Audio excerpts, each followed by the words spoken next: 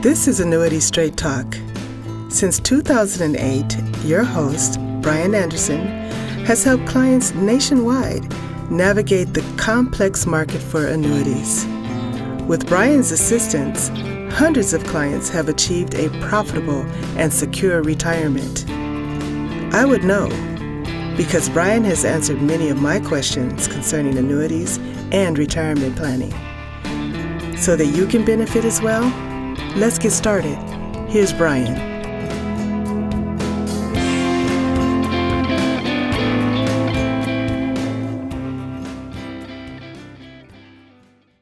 Hello and welcome everyone to the Annuity Straight Talk podcast, episode number 54. My name is Brian Anderson, founder and creator of Annuity Straight Talk. And I'm a little bit nervous about this one today because I got a peanut gallery. Somebody's watching me. I had this person proofread the newsletter first and tell me whether it was adequate or not. And I started reading it myself again. And I realized there's a lot of information to unpack here, and I hope you guys get the message. But I'm going to do my best. So again, we're going to talk about why insurance companies are really busy right now. First-time users, first-time annuity buyers would look at it and say, man, this takes forever.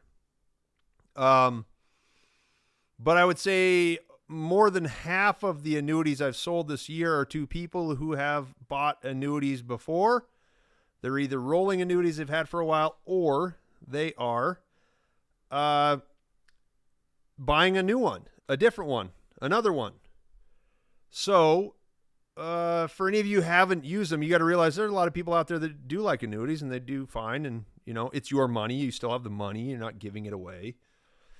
A lot of ways to own them, a lot of ways to use them. So, but I want to talk about why that's the case and what's going on these days. So let me share the screen and you can follow along with the newsletter and we'll walk through it. How about that? Okay, so again, people who haven't ever bought an annuity before will think, yeah, this process takes a while, and things are happening pretty slowly at insurance companies right now, but that is because there's so much happening all at once. Interest rates have come up over the past few months, and people are flocking to insurance products. I can tell you for the past 10, 12 years, everybody says, oh, as soon as I can get 4%, 5%, I'm in all the way. I know a lot of people waiting. I'm not doing anything until 5%. I could probably do a separate episode on the cost to wait. If you want 4%, or if you want 5% and you can get 4.25%, 4.5% now, take it. Because you wait 6 months, then 5% will not make up for the lost interest. That kind of thing. There's a time period. I'm not saying it's 6 months, but it's something like that. But we've had more than 10 years since rates were this good. And it's not like they're all that great or anything really impressive right now. They're really good with respect to where they have been for a long time.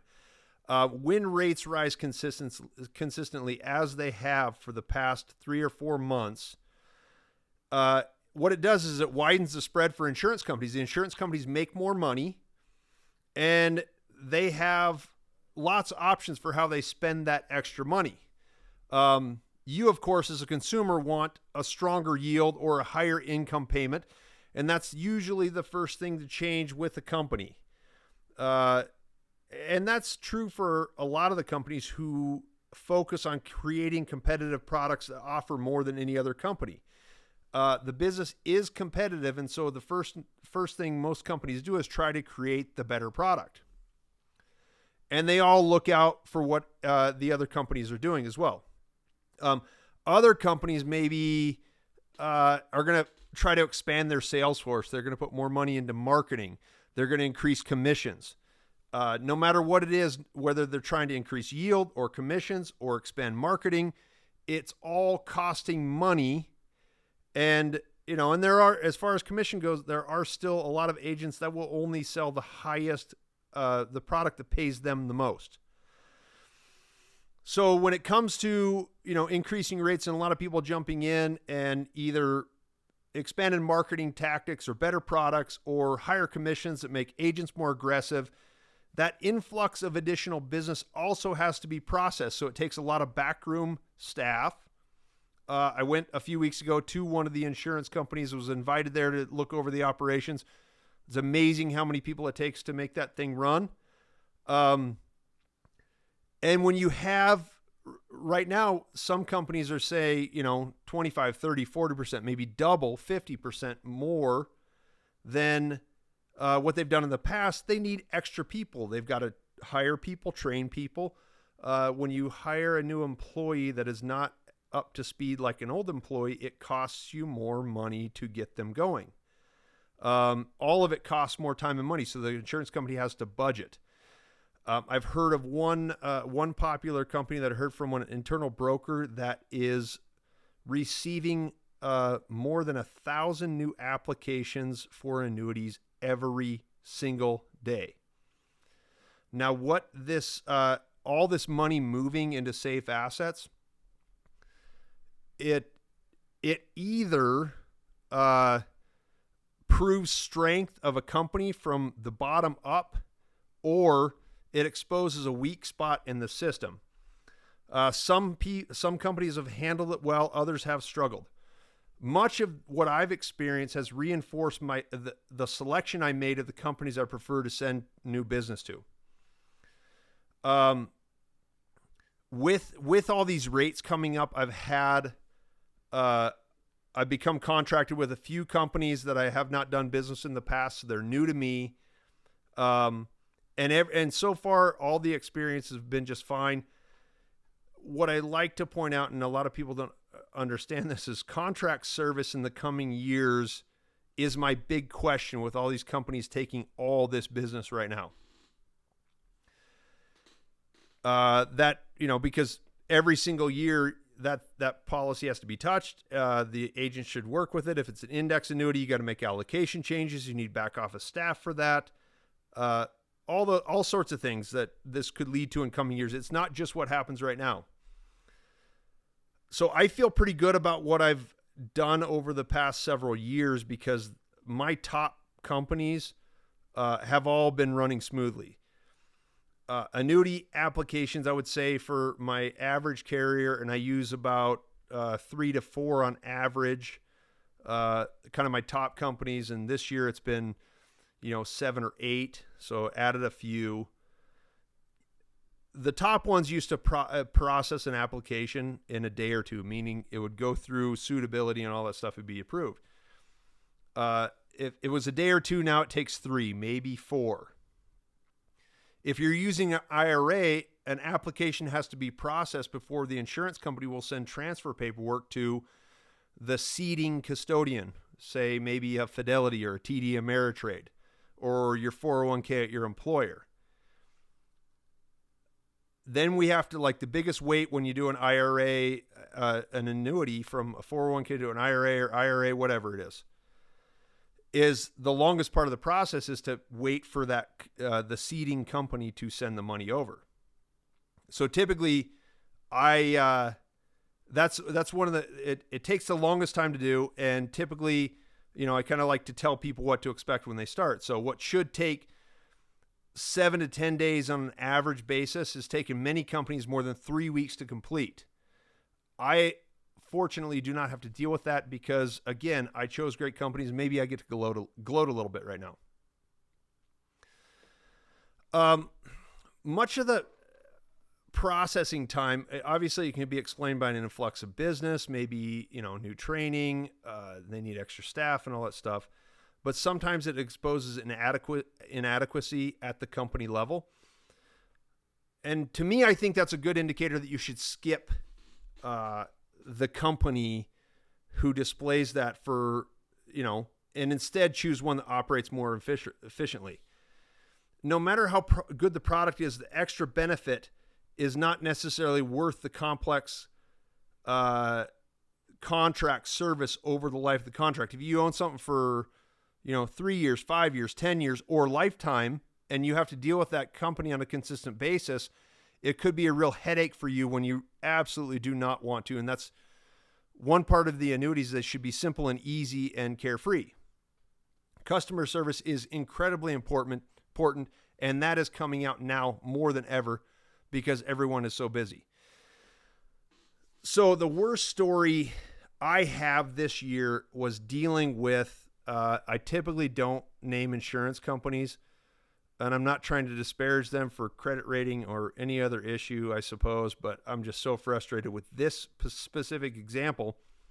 It was with Bright House Life.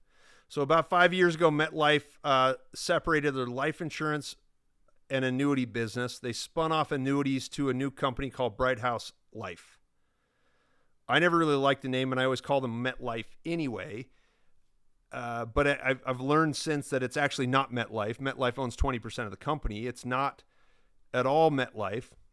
There's a rumor that, life insurance is a lot more financially stable, and you get better ratings for having consistent revenue streams from life insurance. And I think the annuity division was maybe dragging down business, so they spun off Bright Life. So MetLife is much higher rated than Bright House Life is. But MetLife branded it well enough that a lot of people believe the new company is the same thing. That included me, but I did a little digging because I had to understand, why in the hell did they change the name? I don't get it. So one client I worked with since 2015 wanted a Bright House fixed annuity. The Bright House annuity was paying 0.05% more than the company that I preferred. But okay, I thought it was MetLife. Well, whatever. Yeah, that's great. Let me see. I'll see what I can do. And I go, let's go get it. So I submitted the application for this contract on June 23rd. And the contract was issued on July 11th. So it took almost 3 weeks. Not a big deal, but that's because we also handled the transfer paperwork on our own. And by that I mean, I'm going to explain that real quick. It's not in the newsletter specifically, but this was an IRA, and if we have the new company send transfer paperwork to the old insurance company, a lot of these insurance companies are going to drag their feet in releasing the funds. I had another one earlier this year where the company that has to give up the money said, oh, we have 30 days from the day we receive the paperwork, and they take all 30 days because they get to use the money and collect interest on it over time. So I figured out that, hey, just surrender the contract. You're going to get the money in 2 or 3 days, and you have a 60-day rollover period for an IRA, so you'll be just fine, where you don't have to pay taxes. So instead, they'd get the surrender check written out to them. They sign it over to the insurance company, and it happens a lot more quickly. So we handled the transfer ourselves. What I said before about transfers taking the most time, that's not why this contract took 3 weeks to issue. It took a long time because of whatever Bright House has going on internally.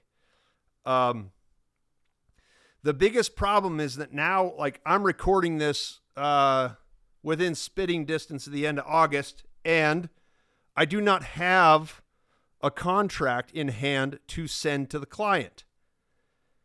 They sent it to the wrong address first, and then they said they sent one to the customer, the client, and then neither of those showed up, and now they're sending it to the new one. We wait every single day.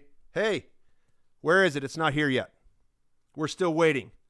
So it's been sent twice, 3 times. Incorrect location if it was sent at all. Every time we call for an update, the call is routed to a call center in another country. And I do not want to speak ill of any other country. There are a lot of wonderful people all over the world, but it is nice to speak English as a first language when you call for a major financial decision. So we're still waiting on that one. An identical situation happened with another client that I've also worked with since 2015. So each of these people actually bought the same exact annuity 7 years ago, came surrender free. They both wanted to transfer it to a new fixed annuity. In each case, the money came from the same company, but was sent to different companies for the fixed annuity. The first one to Bright House, the second one actually went to Midland National.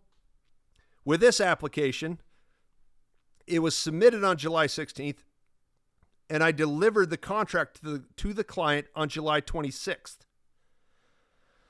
Same surrender process to speed things up. A company with good processing keeps their eye on the ball, stays sharp through the process. We had a 10-day window between when the application was submitted and the client had a brand new annuity and got started. When several $100,000 is involved, I'm sure you would agree that efficiency is fairly important. So I am glad that so many people are getting into annuities to protect money. It's a great product. This is a very good time to do it. The fact that more than half of the sales I've had this year are people that are buying another annuity. Anybody who's nervous about it, ask me why. Why do they want them? Do they know something you don't? Are they more comfortable? Have they learned something? I'm willing to educate everyone who comes in and take the time you need, time that is needed for each person to understand the opportunity. And again, like last week when I talked about the widow who had one option that seemed the easiest and simplest option, she hasn't done it yet because, hey, I've never heard of this before. Well, educate yourself. Spread the word. Think about it. Use your best judgment. You don't always get the highest rate with the best contract, but the difference is often negligible. I am almost 20 years into the business, and I have learned a thing or two. There's a reason why I don't go with the highest rates, and when I make a recommendation to go with one company or another, go ahead and challenge me. I'll tell you exactly why. It is never for my best interest. It is often for yours and for simplicity and ease of use over time. So when insurance companies are really busy, the intangible things become very, very obvious. Anyhow, thank you for letting me rant about this right now. I urge you all to be patient in getting the deals that you want because things are not operating. If this is your first time, they do not operate this way all the time. It is not normal for things to take this long. If you pick the right companies, then you'll have a more normal experience. But it is not the fault of an insurance company that has to hire 50 new people to do something that they've got another 100 people that have been doing it for 10 years. Takes time. Be patient. It's a good product. So this has been episode 54. My name is Brian Anderson, AnnuityStraightTalk.com. Schedule a call. Top right corner of any page on the website, you can schedule a call with me. The number, if you want to just call directly, is 800-438-5121. I'm around if you need me. You can subscribe to the YouTube channel or your favorite podcast platform to be notified when these episodes come out. And I appreciate you stopping by. Thank you so much for your time and attention. I will see you next week for episode 55. Okay, bye.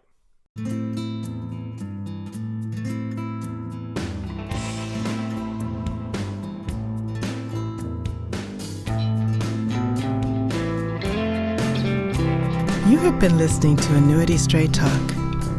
The preceding information is for informational and educational purposes only and does not represent tax, legal, or investment advice. The views expressed by guests on this program are their own and do not necessarily reflect the views of Annuity Straight Talk or its partners.